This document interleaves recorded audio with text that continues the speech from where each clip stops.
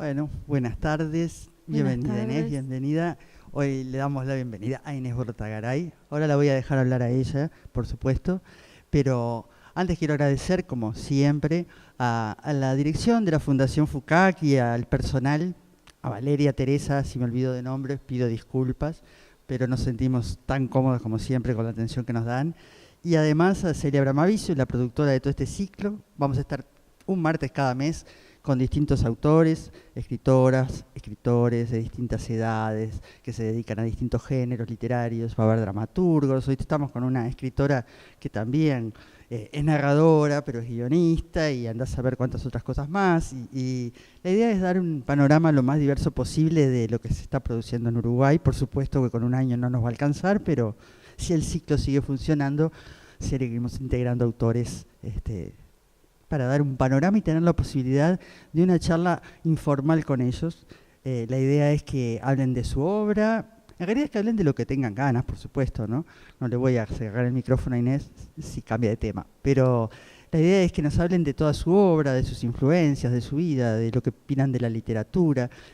Algo que creemos es mucho más interesante que de pronto hablar concretamente de un solo libro o restringirse, porque además los libros, no sé, ahora nos contarás vos, pero viste que libros, obras de todo tipo, no salen en el orden en que en realidad ocuparon en nuestra vida, ¿no? A veces depende de las posibilidades, bueno, de un Gabón de hacerse película o de un libro de ser editado, y no necesariamente sí en el proceso de uno.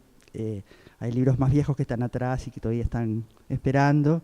Inés además es tan puntillosa, estoy segura, con la reescritura, estoy segurísima, porque ahora cuando la deje hablar y me calle de una buena vez, van a ver que así como su figura es un poco engañosa, ¿no? Porque van a creer que es adolescente y no es. Ella es una mujer adulta ya. Con niños chiquitos, pero es una mujer adulta. Hace creer que es una niña. Y cuando escuchen la voz, yo hoy se lo contaba a Celia Bramavicius, es una voz de una dulzura y de una niña angelical. Y con esa dulzura tiene una capacidad de profundizar, de ser irónica, de tener una percepción tan profunda y tan compleja del pensamiento y de la conducta humana, que esa voz es realmente como el vehículo ideal para, como una especie de estilete, entrarle a las cosas más difíciles. Y además, cuando la lean, que espero que la lean, es esa misma voz que encuentra, y es lo que yo más admiro en un autor, que encuentre una voz tan especial, tan propia, tan personal, y a su vez con esa voz darle voz a otras personas, a otros personajes, y que todos ellos sean de una verosimilitud y tengan un cuerpo, una presencia tan fuerte, donde el autor parece no estar haciendo nada porque hizo mucho. Así que bueno, Inés, ahora sí me callo la boca. Vos vas a hablar de lo que tengas ganas y yo voy a preguntarte también lo que tenga ganas. Esa amenaza queda en pie. Así que bienvenida y el micrófono es tuyo. Veo una nena ahí. Muchas gracias, Mali. Qué lindo lo que dijiste. Muchas gracias, de verdad. Una mirada muy generosa y estoy muy agradecida con la invitación, contigo, con Celia. Y me consta que vienen haciendo este trabajo además muy meticulosamente, muy amorosamente. Me llegó la invitación hace un tiempo y yo valoro mucho también eso, ¿no? Esa posibilidad de preparar. Es como los viajes que se empiezan a hacer antes, en los preparativos, ¿no? Y cada vez aprecio más eso, poder hacer las cosas con parsimonia y poner el deseo desde el principio, ¿no? Desde el origen, antes de la acción. Bueno, y sí, hay una niña ahí que soy yo en Salto, en el fondo de la casa de mi familia, en donde todavía vive mi padre y mi madre. Ahí estoy yo, bastante contenta, no como en alguna otra foto. Bueno, ahí también sigo contenta, porque tenía antes la muy poca voluntad de colaborar para sacarme fotos familiares. En algún caso boicoteé algún retrato familiar parece que me autoinmolé, pero en vez de autoinmolarme con fuego, lo hice con agua. Una vez que había ido un fotógrafo que en Salto era bastante célebre a sacar el retrato de los 4 hermanos, agarré la manguera y me empapé, ya me habían vestido y todo para la foto. No sé siempre fue un engaño sacar a Angelito, siempre fue un engaño, está confirmado, ¿viste? Ahí creo que estaba cerrado el túnel ese cerca de la plazoleta Carlos Gardel por una inundación. Estoy con mis hermanas, Lucila e Isabel, que es la mayor. Y ahí pasé rápidamente por la del jardín de infantes. Bueno. Esa es la que saboteé. Y estoy enojadísima. Soy la que tiene el pelo como Carlitos Balá, así. No, perdona que te interrumpa, pero como justo estás mostrando fotos de infancia y vamos a hablar de literatura, ¿te leían cuentos? ¿O cómo te conectabas de chica con las letras o las palabras o lo que sea? Bueno, mi madre y mi padre son muy lectores. Y mi madre también era profesora de literatura. Después se jubiló, pero había una biblioteca generosa y accesible en casa y no se mediaba mucho qué libros agarrábamos. Agarrábamos los que queríamos, los que podíamos encontrar, y si nos subíamos a una silla, el mundo era nuestro. Entonces, y no había tanto énfasis en que las lecturas fueran lecturas adecuadas o oportunas para un niño, ¿no? Entonces, sí podría haber cosas como Louise May Alcott con Mujercitas o la saga de Enid Blyton, pero también, o Sandokan y Salgari, pero también libros más canónicos, más clásicos, y la verdad es que leí mucho, pero no me leían tanto. Cuando más chiquita tengo un recuerdo que a mi madre le hace sentir un poco culpable, que es que yo le proponía a ella leerle un libro, porque estaba buscando que me leyeran, pero claro, 4 hermanos, mi madre trabajaba, estaba cansada, y tengo el recuerdo de ese cansancio, y yo le proponía leerle para ver si captaba la indirecta de que estaba esperando ese cuento. Pero capaz que, bueno, ahora pienso que capaz que entre los cuentos que ella pudo leerme, los que yo propuse leer y los paréntesis en el medio, también se fue formando, ¿no? mi condición como lectora, que para mí viene muy asociada a la escritura. O sea, de verdad me cuesta pensar en mi naturaleza escribiendo si no pienso antes y también después en la de la lectura. Si hay algo que no querría nunca sacrificar, es eso. Lo de la escritura va y viene. Sí, me siento identificada con eso, porque además, como escritora de literatura infantil, es muy frecuente que los niños te pregunten las cosas muy concretas, ¿no? Entonces te preguntan, ¿podrías vivir sin escribir? ¿Podrías vivir sin leer? Bueno, y ahí me pasa eso, ¿no? Como que sin escribir, sí. Amo escribir, pero puedo vivir, claro que puedo. Claro. Pero sin leer está bravo. Sin leer o que me cuenten o algo, ¿no? Algo donde las palabras circulen como historias. Bueno, contanos un poquito de eso, de cómo te fuiste metiendo vos con la literatura tuya.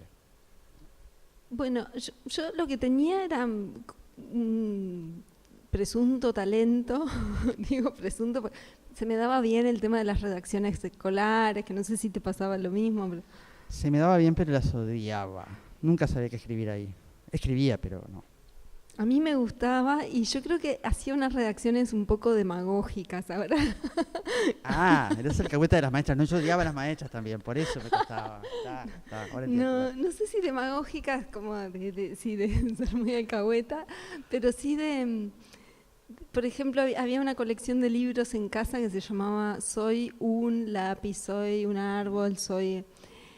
Y todos tenían un pie puesto en la admonición, un poquito en la lección, en la moraleja, y yo entendí que era por ahí, como que la literatura tenía que ser medio bien pensante,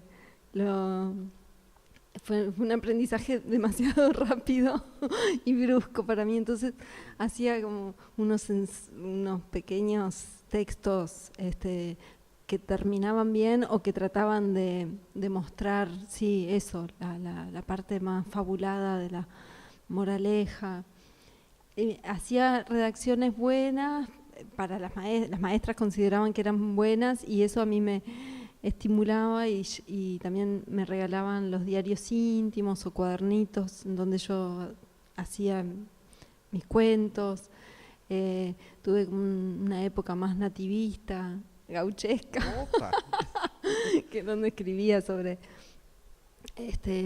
una tapera, recuerdo eso, un hombre ensangrentado, una andante que llegaba. Iba en ese entonces, cuando era chica, a pasar vacaciones al campo que tenían mis abuelos y había ahí un paisaje humano que también era muy estimulante porque era raro, ¿no? Personas, eso, los paisanos, otra manera de hablar, una mujer que se llamaba Bertolina, que lavaba la ropa, que era andante, que había llegado y estaba por ahí, pero se iba a ir en cualquier momento. Tengo un recuerdo de esa mujer matando un lagarto y nosotros con todos mis primos, todos mirando cómo el lagarto se seguía moviendo. Y eso, de verdad que eso, había sí, estampas que eran muy impresionantes que después iban a esos cuadernitos. Y capaz que, bueno... no, sí, que a mí te dejo seguir inmediatamente, pero te hablaba de literatura y inmediatamente fuiste a personajes, ¿no? Que vos te llamaron la atención y a mí me encanta justamente el tratamiento que haces de los personajes. Entonces quería preguntarte eso, ¿cómo fuiste entrando en la literatura de una forma más profesional y qué tipo de desafíos encontrás cuando estás o escribiendo una novela o un guión en ese sentido?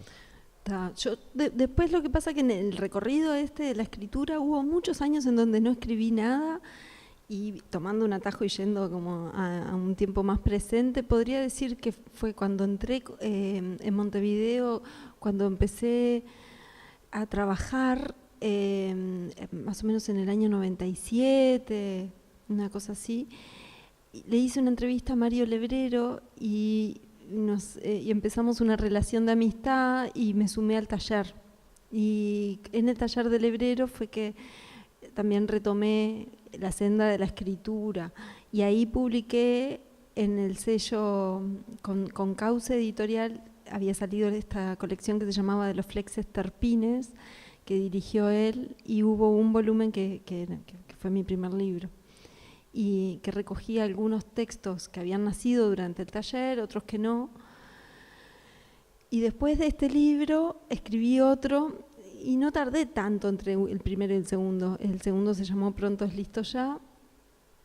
Y después del segundo sí me tardé 12, 13 años en publicar el tercero, que salió hace muy poquito, hace 4 o 5 meses.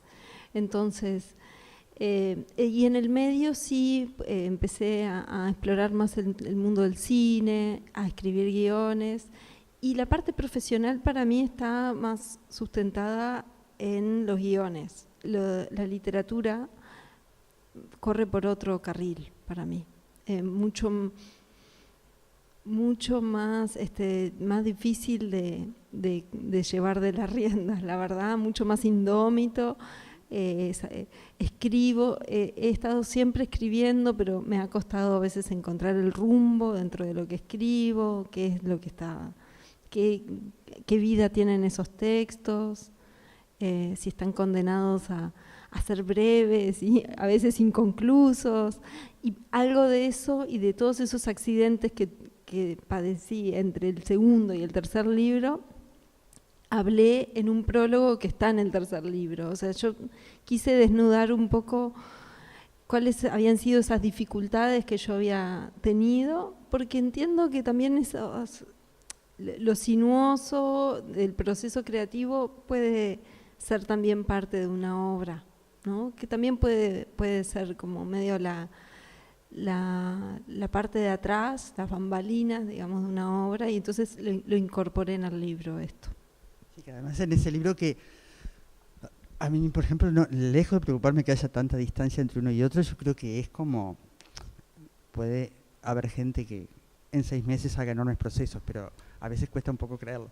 En cambio, se ve como eso, un proceso de maduración interesantísimo, y además no sé si todo ese trabajo profesional en los guiones también lo aparece allí de alguna manera, ¿no? Porque de verdad a mí me sorprendieron muchas cosas. Vos decís ese prólogo donde sí, compartís como las bambalinas, como los detrás, y es como si fuera eso, una obra atrás de la obra, porque en realidad tú ahí estás hablando desde la realidad, entre comillas, ¿no? Pero y las dificultades reales, y vos autora, y el proceso de la escritura y de la vida, ¿no? Sí. Que no se puede separar, y nos estás como mostrando la punta del ovillo, ¿no? Y nos estás compartiendo cosas que son más privadas de alguna forma, y que uno siempre al leer un libro no las necesariamente las conoce, pero eso a su vez, una vez estando en el libro, se convierte también en ficción y en libro, digo, ¿no? Entonces es como un juego también permanente, ¿no? Porque Totalmente, es como sí. si uno escribe una autobiografía, bueno, inventa Sí. un personaje con uno mismo también, entonces Sí. es un juego muy lindo. Y una vez que empiezan realmente los personajes que no son vos, a mí me admiro mucho realmente, porque yo casi todo lo que leo, aunque de pronto sea una cosa de aventuras terrible, compleja, yo me prendo con eso de los personajes y con la verosimilitud o no de esos personajes. Y en tu libro me pasó eso, el sentir eso. Y yo creo que ahí quizás ya lo tuvieras como una capacidad, por lo que me estás contando de niña, mirando a las personas con tanto detenimiento, seguramente eso estaba en vos aún antes de escribir tus primeras cosas. Ujú. Pero creo que los guiones también pueden tener mucho que ver. ¿Vos qué similitudes o qué diferencias encontrás cuando te enfrentas a eso? Porque has escrito guiones muy importantes, no lo vas a decir vos, tengo que decir yo que ganaste premios con los guiones, pero bueno, mi amiga del parque, por ejemplo, un premio importantísimo internacional de Sundance Festival, de verdad, vos tenés una muy buena relación con Anacat, tengo entendido además, y son obras latinoamericanas que están teniendo un reconocimiento internacional importante. Sí. O sea, no escribís unos guioncitos que quedan por ahí perdidos, ¿no? No, y algunos también, que creo que también son parte del proceso de aprendizaje de la escritura de cine, porque hay muchas cosas que está condenada a eso, a no materializarse. Pero por suerte sí, he trabajado con amigos, con esta amiga tan querida que es Ana Katz, que tiene el reconocimiento, las dos sí tuvimos ese premio. Y ahora estoy escribiendo para Brasil, para proyectos de largometrajes de directores brasileños. Yo creo que sí, las diferencias son muchas. En realidad, para mí, cuando yo me sumo como guionista, ¿no? Yo no tengo el afán de dirigir. Y me sumo, entonces, para poner el oficio de la escritura al servicio de una historia que en un punto me resulta ajena, ¿no? Me la apropio, pero es esa persona que dirige quien después la va a llevar adelante y la va a concretar. Y en el cine que hacemos acá y en la región también, que es un cine muy hecho muy artesanalmente, por más que tenga un pie en la industria, es un cine que se lleva adelante a lo largo de mucho tiempo. Esa persona lo va a llevar adelante, lo va a arrastrar este proyecto muchos años, ¿no? Entonces yo participo de esta primera parte. Y en esa primera parte pongo, casi como abro la valija de, ¿no?, instrumentos para esa historia. Y es una condición que es muy funcional. Estoy para que esa historia se cuente. A diferencia de esa funcionalidad en la literatura, para mí hay algo medio inefable, medio errático, que resulta a veces desesperante en mi caso, porque me gustaría tener un poco más claro hacia dónde va lo que escribo, o trabajar como trabajan algunos escritores, con algún esquema, con una idea de cuál es el recorrido. No es mi caso. De este último, ¿cómo fue? Este que ya sabemos el recorrido porque ya ocurrió. Los que Sí. todavía no terminaste, anda a saber a dónde te llevan. Qué lindo lo que decías, esto de cómo también ese proceso creativo expuesto, que es casi como en esas vitrinas de las exposiciones donde ves cuáles son los objetos, el sombrero, la pluma de alguien que, no sé, del dibujante, los colores, la tinta china, que se ponen así. Yo creo que es un poco eso, pero también como las películas que hablan de cómo se hacen películas, también hay como una metaficción ahí más o menos solapada. En ese libro, después de todos estos vaivenes, que yo no sabía bien qué escribir y de un par de novelas que dejé en el aire, lo que resolví fue encontrar un hilo que hacía como una especie de partitura entre textos que había venido escribiendo y otros que empecé a escribir una vez que encontré cuál era la música que aparecía entre esos textos. Entonces yo creo que hay una novela, como novela es bastante fragmentaria, y tiene un personaje que es una mujer que observa el mundo, y lo observa un poco extrañada de su propio proceso de maduración, y que se pregunta qué hay de bueno o de sabio en algunos mandatos.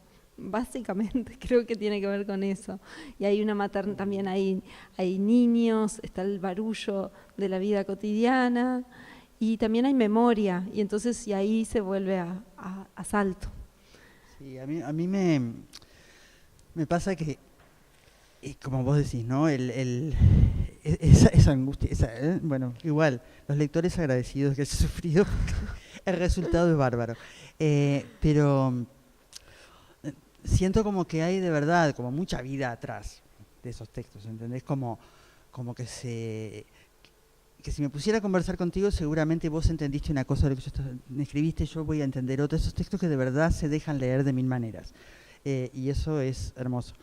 Pero además, cuando yo te decía lo de la conexión con el guión, que si bien es clarísimo lo que decís, que un guión es algo funcional y que además es el proyecto que después va a ser de otro, ya es de otro y te conectan y lo tenés que bajar a tierra, pero vos minimizaste bastante las dificultades literarias que tiene alguien para bajar a tierra las ideas ajenas y para hacer que después todo un equipo se sensibilice y eso sea una semilla de algo realmente, porque sin ese guión sólido todo lo demás no puede ocurrir. Entonces, si bien el oficio es lo que te lleva a poder hacerlo de una forma apropiada, no es menor también en términos, como te digo, de desafíos literarios, como esta idea, que me la dan como una idea, porque te habrá pasado muchas veces, ¿no? De gente que te dice, vos escribís, yo tengo una idea. Yo no sé qué hacer con todas las ideas que tengo, porque ojalá las supiera escribir, ¿no? Sí. Y con el guión creo que por ahí también hay algunas dificultades reales para volver todas esas ideas, concretarlas en un texto. Son procesos complejos. Los guiones se escriben a lo largo de mucho tiempo y se reescriben, ¿no? Y a la vez también tienen otra particularidad, que es que los personajes en los guiones dicen lo que sienten mucho más a través de las acciones que a través de las palabras, o debiera ser así, ¿no? O sea, personajes, acción, es un dogma dentro del mundo del cine. Entonces hay que pensar qué es lo que esos personajes van a hacer, que van a estar diciendo por ellos, cómo se sienten y qué viaje están haciendo, porque siempre una película es sobre un viaje. Nosotras, me acuerdo con Ana, escribiendo Una novia errante, que fue el primer guión que escribimos en el año 2005, hace mucho tiempo. Decíamos, no, yo lo decía, capaz que tengo que hablar por mí, yo no quiero hacer un guión sobre un personaje que aprende. No quiero, me parecía como muy consabido, muy como transitado, esto de un personaje, que un poco como lo de la moraleja en los cuentos. Creías que ibas a volver a las redacciones que le das a tu maestra. Claro, exacto. No, claro. Y en realidad, aunque uno se quiera escapar, el conflicto tiene que ver con eso, y siempre hay un trayecto que hay que atravesar, ¿no? Y en el camino se van encontrando claves que te arrojan luz sobre tu propia condición humana o sobre la naturaleza de los demás. Me parece que esa es una cosa que ya está totalmente hecha parte de nuestra condición como personas que relatan cosas, no sé, cualquier chiste que vayas a contar en un momento tiene un punto de giro, un conflicto, hay alguien que va caminando y llega a la esquina y se encuentra con alguien que le dice, y entonces esto trae a colación otro movimiento. Me parece que y es bueno reconciliarse, entiendo que es bueno reconciliarse con cosas que ya hemos aprendido casi sin darnos cuenta. Ya no las discuto, me parece que hay que abrazarlas. Claro, y además en eso, seguramente te pasa, ¿no? Cuando uno ve algunas cosas que nos ponían furiosos, ¿no? Estaba bien que nos pusieran furiosos, pero después había otra forma también de enfocar eso, ¿no? Porque está claro que ese viaje que vos decís es un viaje, sí, de crecimiento inevitable y deseable. Bueno, sí, creo que Hitchcock, pero no es un aprendizaje en el sentido de que, bueno, previamente vos ya sepas que esto está bien, esto está mal, y el personaje tiene, o sea, no te va a llevar un estereotipo si vos realmente estás trabajando en serio, bueno, no en un cine comercial, digo, en un cine de autor. Sí. ¿No? Ay, yo no tengo noción, perdón, pensé como, a ver. Ay, me hubieran dicho antes, nos hubieran dicho, no sean tímidos. ¿Se escucha bien ahora? ¿Sí? Ay, bueno, no, pero si vuelve a pasar, grita enseguida. Y claro, no, porque nosotros aquí no nos dábamos cuenta. Yo creo que, perdón, era Hitchcock que decía partir del cliché para no llegar al cliché. Que bueno, tiene que ver, tiene todo que ver con esto. Estoy mirando el reloj, que es espantoso, pero es porque sé que el tiempo lo vamos a tener acotado, porque bueno, sabes que esto se está transmitiendo ahora en vivo por FUCAC TV y después va a quedar colgado en la web. Y antes de hacerte otras preguntas que quizás, a mí me gustaría que fuéramos viendo las fotos y después vos también hablas de eso, pero yo voy a hacer una maldad porque te hice recordar eso hace unos minutos y parezco como una loca porque en estos días se lo he dicho a varios, pero yo te estaba comentando de una columna radial donde vos analizaste en forma para mí muy profunda y muy sensible unos temas muy complejos y te las ingeniaste para condensar el pensamiento allí. Y entonces, aprovechando que esto va a quedar en la web colgado, me gustaría que compartieras aunque sea una parte de esa reflexión que vos hacías en torno a la literatura, a las mujeres, al género, no género, lo que tú quieras de ese tema, si lo podés también dejar acá presente, me encantaría, porque yo quiero que quede para la posteridad. Así que cuando alguien me pregunte sobre eso, yo me remito y digo, mira en FUCAC TV, yo pienso lo mismo. Bueno. ¿Cómo era eso?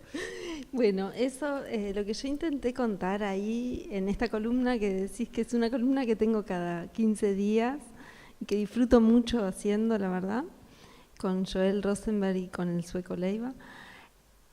A propósito del Día de la Mujer, del Día Internacional de la Mujer, el 8 de marzo, yo me pregunté qué tengo yo para decir sobre esto y pensé, bueno, yo siempre hablo de cine y libros en esta columna, voy a pensar en cine y libros. Y ahí empecé por una especie de túnel de problemas que a medida que lo fui transitando dije, bueno, capaz que la columna es sobre los problemas y no sobre el fin, ¿no?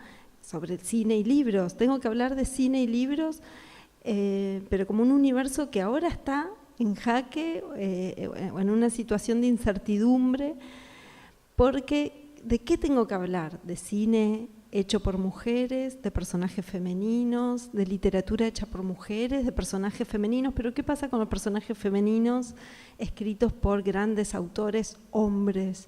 ¿Y por qué una mujer debería ceñir su universo ficcional o su universo vital para referirse a las mujeres, y debieran los hombres también entonces hablar de lo que conocen, es decir, de su biología? Y todo esto me fue metiendo en una zona de entropía y de incertidumbre absoluta, y me pareció que era valioso justamente desnudar estos problemas y también discutirlos, porque hay algunas preguntas que yo estoy haciendo acá que son retóricas. Yo tengo algunas respuestas sobre esas preguntas. Una respuesta es cómo, si yo me he emocionado tanto históricamente con personajes masculinos y he podido comprenderlos y acompañarlos en su peripecia con total conmoción y con total compromiso, ¿cómo voy a a pensar que esto no es posible al revés. ¿Qué pasa con Madame Bovary? ¿Qué pasa con Ana Karenina? Con estas grandes heroínas que fueron retratadas por autores varones. ¿Qué pasa con la empatía? ¿Qué pasa con la capacidad de ponernos en el lugar del otro? ¿Y qué pasa con el género humano más allá de esto tan binario, ¿no? Entre hombre y mujer? Y bueno, entonces la columna habló sobre estos asuntos y también dejó para mí, planteaba una pregunta que se hacía Siri Husbeth en un ensayo que también mencioné, que es, ¿tienen género las obras de arte? ¿Tienen? Y me parece que es súper interesante eso, y pensar también en la libertad, en dónde está la libertad, porque a veces nos olvidamos también de la libertad, y el mundo cuando se vuelve muy binario, capaz que pierde de vista este concepto que también es, bueno, también no, que nos hace humanos, ¿no? Bueno, te agradezco todas esas reflexiones y vamos ahora sí a hacer un paseo por las fotos. Yo quería mencionar ahí que está mi hermano también, ahí estamos los cuatro, mi hermano se llama Adolfo, y capaz que podemos pasar a los autores, ahí los pasé rapidísimo. Eve Ward, acá Manuel Puig, que son autores, es casi como que traje una pandilla de gente querida. Acompañada y Salinger, J. de Salinger. Esta es Alice Munro, que una vez que la conocí no pude dejar de leerla, la encuentro totalmente fascinante. Bueno, Carson McCullers, la autora del Corazón es un cazador solitario, Frankie la boda. Natalia Ginsburg es una italiana contemporánea de Italo Calvino, también para mí es un gran hallazgo, que en mi caso, la verdad que ahora que estaba hablando de libertad, planteó un camino que a mí me ayudó mucho cuando estuve muy trancada, de una absoluta libertad en la escritura. Ella, la verdad que quienes no la conozcan, recomiendo mucho que lean que empiecen por donde puedan, pero tiene una manera de escribir sin artificios, tiene una manera muy tersa, muy cercana, muy familiar en la escritura, que en mi caso sentí que casi me daba permiso para escribir como yo pudiera o quisiera, sin tratar de parecerme a otra cosa.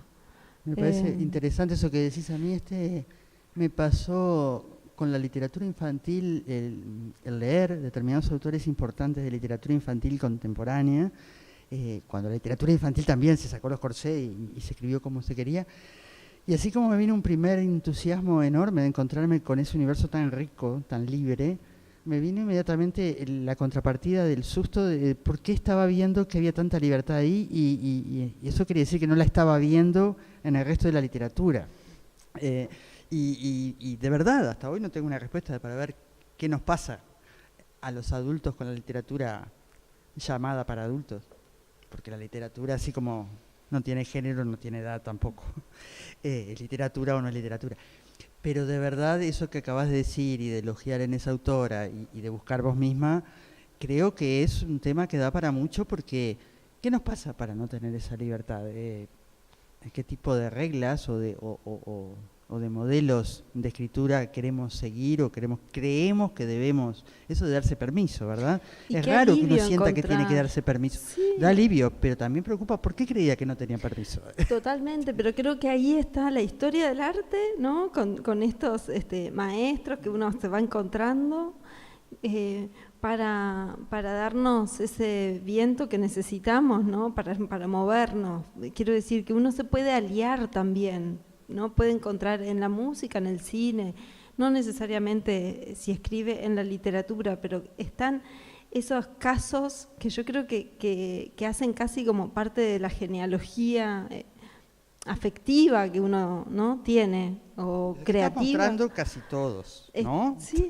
Me parece que John Cheever, bueno, yo no... Especialmente libres y extraños. Sí, sí. Sí, sí. En este caso, por ejemplo, este autor es un autor que yo disfruto mucho leyendo, pero con quien claramente, o sea, él no abre un trillo que yo ni de lejos pueda imitar. Su manera de escribir y de pensar en este Estados Unidos medio de suburbios, ¿no? Familias un poco rotas, de clase media, en las afueras de Nueva York, maridos que llegan leyendo el periódico en el tren de la tarde, que posiblemente fueron infieles a la mujer que los espera, y que llegan a su casa y toman un vermut. Bueno, nada de todo esto en realidad a mí me habla directamente, pero antes hablaba de la condición de lectora. Es una literatura que a mí me fascina, la de John Cheever.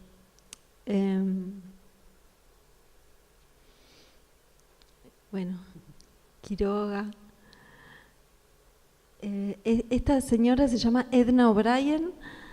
Fue un hallazgo bastante reciente. Yo no lo conozco, así que te lo agradezco porque sí. reconozco mi ignorancia y te agradezco Alice la Munro, recomendación. Alice Munro la invoca mucho y hay autores como Philip Roth también que hablan mucho de esta señora que está viva y que sigue activa. Es una señora muy mayor.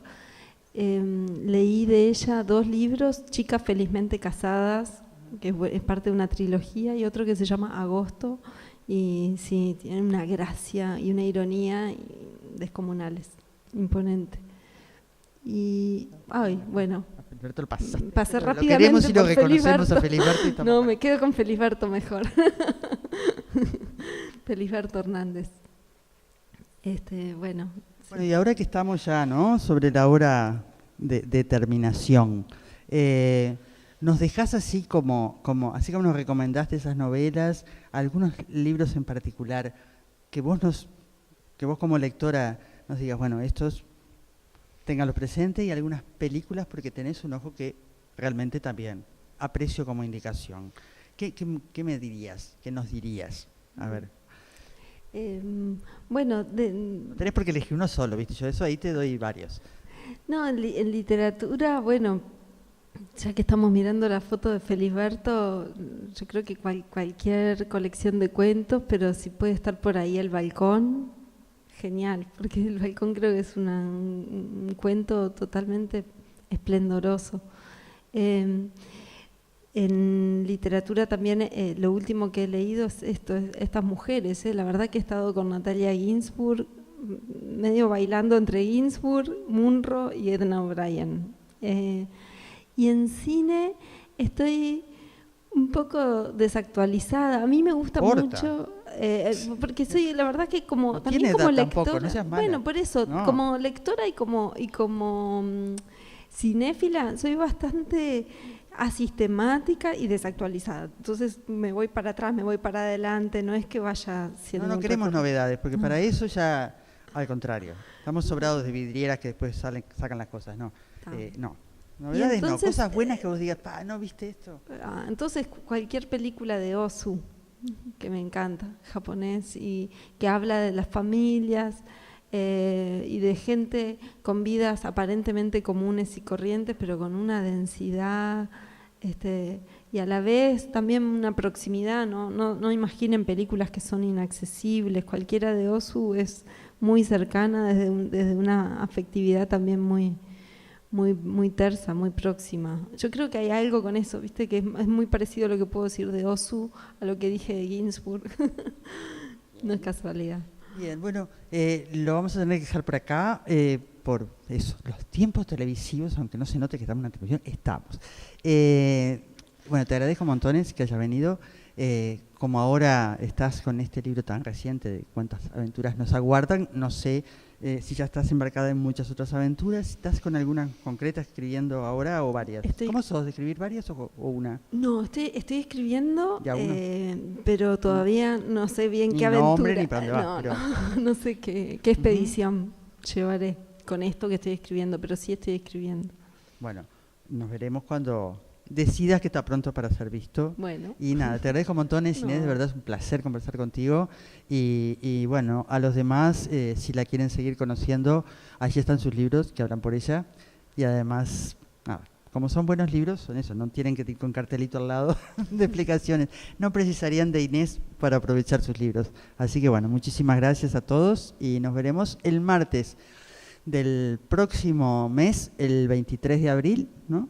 El 23 de abril vamos a estar con Álvaro Ojeda, narrador, poeta, con una obra muy, muy sólida y que seguramente además como un hombre interesado además con una cantidad de cosas diversas, desde el tango, el fútbol y un conocedor de las cosas a fondo en general, desde la más alta poesía hasta cómo va la liga y su cuadro de los amores. Así que en abril estaremos con Álvaro Ojeda y muchísimas gracias entonces a todos los que nos ayudaron a realizar esto. Gracias. Gracias.